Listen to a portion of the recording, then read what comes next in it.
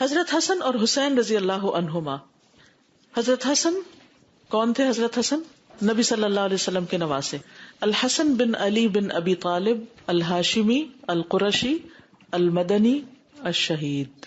ٹھیک ہے، یہ بھی ہاشمی تھے، قرشی تھے، مدنی تھے، کیونکہ یہ مدینہ میں پیدا ہوئے تھے. ان کی کنیت ابو محمد تھی. نبی صلی اللہ علیہ وسلم کے نواسے اور دنیا میں ان کے خوشبودار پھول. اہل جنت کے نوجوانوں کے سردار. کون ہے؟ اہل جنت کے نوجوانوں کے سردار. سیدہ فاطمہ بنت رسول اللہ صلی اللہ علیہ وسلم کے بیٹے. ان کے والد امیر المومنین علی رضی اللہ عنہ. حضرت حسن نصف رمضان کو سن 3 ہجری میں پیدا ہوئے ہیں. کب پیدا ہوئے؟ 3 ہجری میں پیدا ہوئے. نبی صلی اللہ علیہ وسلم نے ان کی تربیت کی تھی. حضرت حسن بن علی 8 سال تک محمد صلی اللہ علیہ وسلم کے ہاتھوں تربیت لیتے رہے. آپ نے اپنی آنکھوں کے سامنے ان کی تربیت کی. آپ ان سے بہت محبت کرتے تھے. ولادت کے پہلے دن سے ہی ان کی تربیت کی ذمہ داری سنبھال لی. آپ نے ان کا نام حسن رکھا. ان کو برکت کی دعا دی، ان کو گٹی دی، اور آپ ان کے ساتھ کھیلتے تھے. یعنی بچپن سے ہی ان سے محبت کرتے، ان پہ شفقت کرتے، ان کو بوسہ دیتے، ان کو اپنے گلے سے لگاتے، ان کو اپنے کندھوں پر بٹھاتے. ہمارا بچوں کے ساتھ کیا سلوک ہے؟ ہم بچوں کے ساتھ کتنی محبت کرتے، ان کو کتنی توجہ دیتے ہیں. کیونکہ تربیت کرنے کے لیے پہلی چیز یہ ہے کہ ہم ان کو محبت دیں، ان کی غلطیوں کو اگنور کریں اور ان کی تکلیفوں پر صبر کریں. کیونکہ اگر ان کی تکلیفوں پر ہم صبر نہیں کریں گے تو ہم ان کی تربیت نہیں کر سکتے. بچے مسجد میں آئے ہیں، ذرا سا شور ہوا، ڈانٹ ٹپکار شروع ہو گئی، کوئی ادھر ادھر بھاگ رہا ہے تو اس کے پیچھے پڑ گئے، آنکھیں دکھائیں، بال کھینچے، ہاتھ کھینچے، یعنی ان کو ہم ایسی لکس دیتے ہیں کہ وہ چلے جائیں یہاں سے. تو پھر آپ کی مسجدیں آباد کون کرے گا آگے؟ میں سب بڑوں کو خصوصی طور پر تاکید کرتی ہوں کہ بچوں کی طرف سے آئی ہوئی تکلیفوں پر صبر کریں، ان کے ساتھ محبت کریں. ٹھیک ہے، ان کو ڈسپلن کریں، ان کے لیے ایسی ایکٹیویٹیز رکھیں، ان کے لیے ایسی چیزیں سوچیں کہ جس کی وجہ سے وہ نمازیوں کو تکلیف نہ دیں. لیکن صرف ڈانٹ ڈپٹ کر کے ان کو بگانا جو ہے یہ بہت بڑی زیادتی ہے. آپ اپنے لیے کوئی صدقہ جاریہ نہیں کما رہے. ان کے لیے الگ حصہ مخصوص کریں. کچھ لوگ ان کے اوپر ذمہ دار ہوں، وہ بیٹھ کر ان کو بھی کچھ سکھائیں تاکہ ان کا وقت ضائع نہ ہو. یہ نہیں کہ ماں باپ نماز پڑھ رہے ہیں اور بچے جو ہیں وہ آوارہ گردی کر رہے ہیں. کچھ بہنوں نے نماز نہیں پڑھنی ہوتی، وہ خود آگے بڑھ کر والنٹیئر کریں اور وہ ان کی ذمہ داری لیں اور ان کو سنبھالیں. حضرت حسن رضی اللہ عنہ 49 ہجری میں وفات پائے. زہر دیے جانے سے فوت ہوئے تھے. آپ دیکھیے کہ لوگ جو ہیں وہ نواسے رسول کو بھی نہیں چھوڑتے. شیطان اس طرح لوگوں کے پیچھے ہوتا ہے. بقیع غرقد میں اپنی والدہ فاطمۃ الزہرا کے پہلو میں دفن ہوئے. پھر ہیں حضرت حسین رضی اللہ عنہ. حسین بن علی بن ابی طالب بن عبد المطلب بن ہاشم الہاشمی القرشی. ان کی کنیت ابو عبداللہ ہے. پیدائش ہجرت کے 4تھے سال پیدا ہوئے. تو بڑے کون ہیں؟ حضرت حسن. اور 1 سال بعد پیدا ہوئے حضرت حسین. آپ کے نواسے ہیں نبی صلی اللہ علیہ وسلم کے، کربلا کے شہید ہیں، اور آپ کی بیٹی فاطمۃ الزہرا کے بیٹے، اور دنیا میں نبی صلی اللہ علیہ وسلم کے خوشبودار پھول. ان دونوں کے بارے میں نبی صلی اللہ علیہ وسلم نے فرمایا کہ یہ جنتی نوجوانوں کے سردار ہیں اور ان کے والد ان سے افضل ہیں. یعنی حضرت علی جو ہیں وہ مقام میں ان سے افضل ہیں.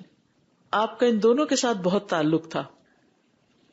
حضرت حسن کی جب پیدائش ہوئی تو حضرت علی نے ان کا نام حرب رکھا. آپ تشریف لائے، آپ نے پوچھا میرا بیٹا تو دکھاؤ، اس کا نام کیا رکھا ہے؟ حضرت علی کہتے ہیں میں نے کہا حرب رکھا ہے. حرب کا مطلب ہوتا ہے جنگ. آپ نے فرمایا نہیں، اس کا نام حسن ہے. جب حسین پیدا ہوئے تو انہوں نے پھر ان کا نام حرب رکھ دیا. تو نبی صلی اللہ علیہ وسلم پھر تشریف لائے اور فرمایا میرا بیٹا مجھے دکھاؤ، اس کا نام کیا رکھا ہے؟ تو انہوں نے عرض کیا حرب. فرمایا نہیں، یہ حسین ہے.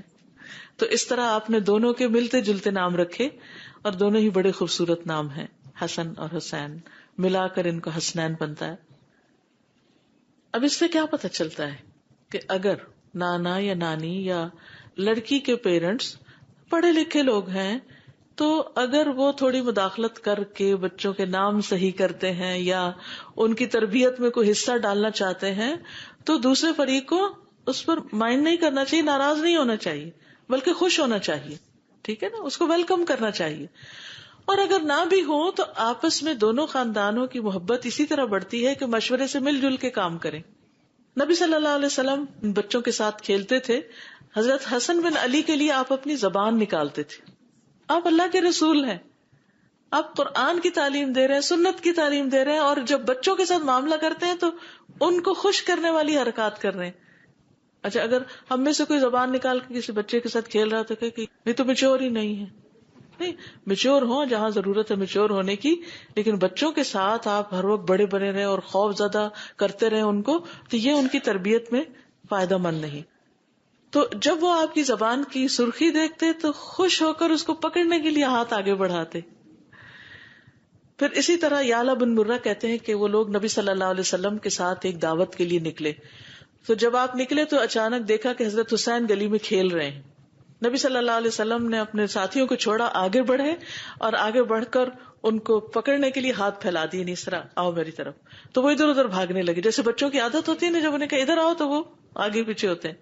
نبی صلی اللہ علیہ وسلم ان کو ہنساتے رہے, یعنی ان کے ساتھ کھیلتے رہے. آخر انہیں پکڑ لیا, اپنا ایک ہاتھ ان کی ٹھوڑی کے نیچے رکھا, دوسرا ان کے سر کے پچھلے حصے پہ رکھا, اور پھر ان کو چوم لیا اور پھر چھوڑ دیا, پھر چلے گئے. اب آپ دیکھیے کہ آپ اپنے کسی کام سے جا رہے ہیں اور بچے کھیل رہے ہیں, اگنور کر کے نہیں چلے گئے بلکہ اپنی محبت کا اظہار کر کے گئے ہیں. کیوں؟ بچوں کو جی اٹینشن ضرور دیں, کیونکہ بچوں کو سب سے زیادہ محبت چاہیے ہوتی ہے. اور پھر ایک بچے کی تربیت صرف ماں باپ نہیں کرتے, نانا نانی, دادا دادی, پورا خاندان, کنبا, قبیلہ, کہتے کہ پورا ولیج ایک بچے کی تربیت کرتا ہے, پوری سوسائٹی کر رہی ہوتی ہے. تو ہر ایک کو اپنا حصہ ڈال دینا چاہیے. کسی کا بھی بچہ ہو, پیار محبت سے آپ اس کو دیکھتے ہیں, اس کو کچھ بھی سکھاتے ہیں. یہاں مجھے کل تیمیہ بتا رہی تھی کہ جو ماشاءاللہ شگفتہ اور سمینہ ہے, اتنا پیار کرتی ہیں بچوں سے, جو بچوں کو سنبھالتی ہیں. کہتے ہیں کہ جب وہ مسجد میں مائیں ان کو لے کر آتی ہیں تو وہ ماں کو چھوڑ کے پھر ان کے پاس بھاگتے ہیں, یعنی ماں سے زیادہ پیار کرتے ہیں. اب آپ دیکھیے کہ ٹھیک ہے ماں کا بھی حصہ ہے, لیکن ان کا حصہ بیچ میں آ گیا ان کی تربیت میں. ان سے جو کچھ ان بچوں نے سیکھا پیار محبت اور شفقت کی وجہ سے, اس ساری زندگی ان کی شخصیت کا ایک حصہ رہے گا. اور اس طرح یعنی ایک استاد جو ہوتا ہے یا ایک کیئر ٹیکر جو ہوتا ہے اور بچوں کو دیکھنے والا, وہ سارے اس اجر میں پھر برابر کے شریک ہو جاتے ہیں. جی آپ کچھ کہتے ہیں؟ پہلے بچوں کو ہم اٹینشن دیتے نہیں, اور جب وہ پھر اس طرح کی حرکتیں کرتے ہیں تو ہم کہتے ہیں اٹینشن سیکر. جی بالکل. پھر آپ ان کے جذبات کا بھی خیال رکھتے تھے. ایک دفعہ رسول اللہ صلی اللہ علیہ وسلم پچھلے پہر کی 2 نمازوں ظہر یا عصر میں سے کسی نماز کے لیے باہر تشریف لائے, جب آپ حسن یا حسین کو اٹھائے ہوئے تھے. نبی صلی اللہ علیہ وسلم نے آگے بڑھ کر انہیں ایک طرف بٹھا دیا اور نماز کے لیے تکبیر کہہ کے نماز شروع کر دی. جب آپ اپنی نماز میں سجدے میں گئے تو خوب لمبا سجدہ کیا. تو عبداللہ بن شداد کہتے ہیں کہ میں نے سر اٹھا کے دیکھا اتنا لمبا سجدہ کیوں ہے. یعنی بعض اوقات ایسا تھا انسان سوچتے شاید کوئی میں مس کر کے میں نے سنا نہیں کہ اللہ اکبر امام نے کہی ہے. تو میں نے دیکھا کہ بچہ آپ کی پشت پر سوار تھا اور آپ سجدے میں تھے, تو میں دوبارہ پھر سجدے میں چلا گیا. جب رسول اللہ صلی اللہ علیہ وسلم نماز سے فارغ ہوئے تو لوگوں نے عرض کیا یا رسول اللہ صلی اللہ علیہ وسلم, آپ نے تو آج نماز میں بہت ہی لمبا سجدہ کروایا, ہم سمجھے کوئی حادثہ ہو گیا یا آپ پر کوئی وحی نازل ہو رہی, کیونکہ وحی جب نازل ہوتی تھی تو آپ دنیا سے لا تعلق ہو جاتے تھے. آپ نے فرمایا ان میں سے کچھ بھی نہیں ہوا, البتہ میرا یہ بیٹا مجھ پہ سوار ہو گیا تھا اور میں نے اس کی خواہش کی تکمیل سے پہلے جلدی میں اپنے آپ کو مبتلا کرنا اچھا نہ سمجھا, یعنی جلدی نہ کی کہ میں بس اس کو ہٹاؤں. ہمارے ہاں کیا ہے, اگر کوئی نماز پڑھا اور بچہ قریب آئے اور دوسرا پکڑ کے اس کو کھے, وہ چیخ داڑ رہا ہے اور اس کو وہ پکڑ خود لے جاؤ اس کو, میں ذرا نماز پڑھ لوں. نہیں, بی پیشنٹ, ساتھ ساتھ چلنے دیں اس کو. 2-4 دن تنگ کرے گا اور اس کے بعد وہ بھی ساتھ شروع ہو جائے. اور تھوڑی سی دیر اگر آپ اس کو اپنے ساتھ لگا لیں نا, بس اتنا ہی اس کے لیے کافی ہوتا ہے, اس کے بعد وہ پھر جا کے کھیلنا شروع ہو جاتا ہے. اب آپ دیکھیے کہ اللہ کے رسول صلی اللہ علیہ وسلم سب کو نماز پڑھا رہے ہیں. اگر ہمارا کوئی امام آج یہ کام کر دے تو پھر دیکھیں کہ سارے جو مقتدی ہیں وہ کس کس طرح کی غیبت کر کے مسجد سے نکلیں گے.